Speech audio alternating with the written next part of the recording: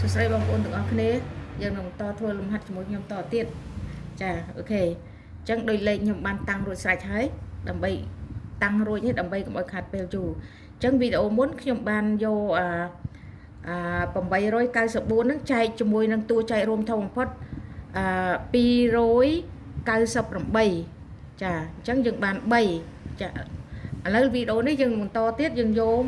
1490នេះយកចែកនឹង298ចាចាអញ្ចឹងយើងកុំឲ្យខាត់ពេលយូរយើងចាប់ដើមទាំងអស់គ្នាអញ្ចឹងខ្ញុំយកយើងយកមួយតួដំបងរបស់តួចែកនិងមកប្រៀបធៀបមួយតួដំបងរបស់តំណាងចែកអញ្ចឹងយើងឃើញថា2វាធំជាង1អញ្ចឹងយើងដាក់ជាប់เนาะចាអញ្ចឹងយើងដាក់តួចែកឯណាយើងដាក់ផលចែកឯណាចាអញ្ចឹងយើងដាក់ជាប់អញ្ចឹងយើងយកបើយើងយក3ខ្ទង់ប្រៀបធៀប3ខ្ទង់มันអាចចែកបានទេ149มันអាចចែកឲ្យ298បានអញ្ចឹងយើងយកទៅ3ខ្ទង់ចាអញ្ចឹងយើងមើលតាមានប្រមាណឥឡូវខ្ញុំថាខ្ញុំគិតយកតែម្ដងខ្ញុំថាបើសិនជាយើងពិបាកចែកយើងត្រូវយកចែកផលចែកស្មានអញ្ចឹងបើសិនឥឡូវខ្ញុំដឹងហើយខ្ញុំធ្វើតាមដែលនឹងទៅពួកអីវាប្រើពេលយូរស៊ីនាទីយូរខ្ញុំសូមជម្រាបតាមត្រង់អូខេអញ្ចឹងខ្ញុំយក5ចា5អញ្ចឹងខ្ញុំ5 2ដង10ចា10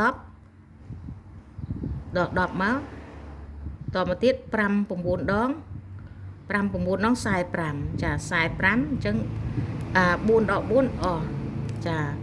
9ដក5នៅសល់4ចាបន្តមកទៀត5 8ដង40សង40អស់អញ្ចឹងចម្លើយចុងក្រោយគឺនៅសល់ផលចែក5ចាយើងមើលចន្លោះដែលនៅសល់នេះណាតួចែកមាន3ខ្ទង់អញ្ចឹងខ្ទង់ដែលនៅសល់នេះគឺត្រូវ4ខ្ទង់ខ្ញុំបានជម្រាបហើយយើងថាអ្នកខ្លះគេថាកាលណាឃើញសល់អញ្ចឹងវាអាចច្រឡំថា00អញ្ចឹងអត់ទេព្រោះយើងច្បាស់ហើយយើងអត់ច្រឡំទេអូខេអញ្ចឹងចម្លើយចុងក្រោយគឺ5បន្ទាប់ពីយើងបានប៉ុណ្្នឹងហើយអញ្ចឹងយើងរកពហុគុណរួមតូចបំផុតអញ្ចឹងមុននោះ894នោះយើងចែកទៅយើងបាន3ហើយឥឡូវ1490នេះយើងចែកទៅយើងបាន5អញ្ចឹង298នេះខ្ញុំដាក់នៅនឹងឲ្យស្រេចតមកទៀតយើងត្រូវគុណបញ្ចូលគ្នាយក298នេះគុណចូលគ្នាជាមួយនឹង5ហើយជាមួយនឹង3ចាអញ្ចឹង5 3ដង15ចាអញ្ចឹង15ខ្ញុំដាក់នឹងនេះខ្ចីដាក់សិនបន្ទាប់មកយើងគិតថាទូគុណយកអានេះមកជាទូគុណវិញទូគុណទី1យើងមាន3ខ្ទង់ទូគុណទី2មាន2ខ្ទង់អញ្ចឹងបូកចូលគ្នា5ខ្ទង់អញ្ចឹងបូកក្បាច់មួយ6ខ្ទង់អញ្ចឹងយើងរាប់1 2 3 4 5 6អញ្ចឹងយើងដាក់10នៅក្នុងខ្ទង់ទី1 5នៅក្នុងខ្ទង់ទី5ចាអញ្ចឹងយើងគុណចូលគ្នាណាព្រោះអីយើងរកពហុគុណរួមតូចបំផុតនោះតោះមកយើងយកបាន15យើងយក15យកមកគុណជាមួយនឹងនេះជាមួយនឹង298បន្ទាប់មកយើងយក5ខ្ទង់រាយ5ជាខ្ទង់រាយយកមកគុណជាមួយនឹង298អញ្ចឹង5 2ដង10ចា10 0នៅ10នៅក្នុងខ្ទង់ទី4 0នៅក្នុងខ្ទង់ទី3 5 9ដង45ចា40នៅក្នុងខ្ទង់ទី3 5នៅក្នុងខ្ទង់ទី2ចា5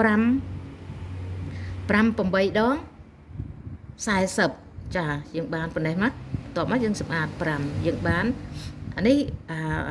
ផលចែកផលគុណលើកទី1តមកទៀតយើងគុណយក1យកទៅគុណ1 2ដង02បូកនឹង1 2បូកនឹង1បាន3ចាតមកទៀត1 9ដង09នៅកន្លែងនេះ9បូកនឹង4វាបាន13ចាបូក10នៅខ្ទង់ឆ្វេងគឺខ្ទង់ទី4ចាបន្ទាប់មកទៀតយើងខ្ទង់ទី3នេះយើងទម្លាក់មកគ្រាប់មក3 1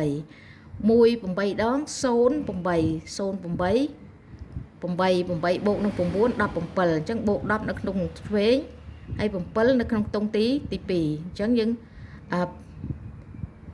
17មិញណាចាយើងទម្លាក់2មកយើងបានប៉ុណ្ណេះចាតោះមកយើងសម្អាតមក17មិញណា17អញ្ចឹងចម្លើយចុងក្រោយគឺពូគុណរួមតូចបំផុតរវាង894និង1490ចុងក្រោយគឺ ពួកគុណរួមទៅបំផុតគឺមាន4400ចិត្តចានេះជាចម្លើយចុងក្រោយអូខេអរគុណច្រើនបងប្អូនទាំងអស់គ្នាជួបគ្នាវីដេអូក្រោយទៀត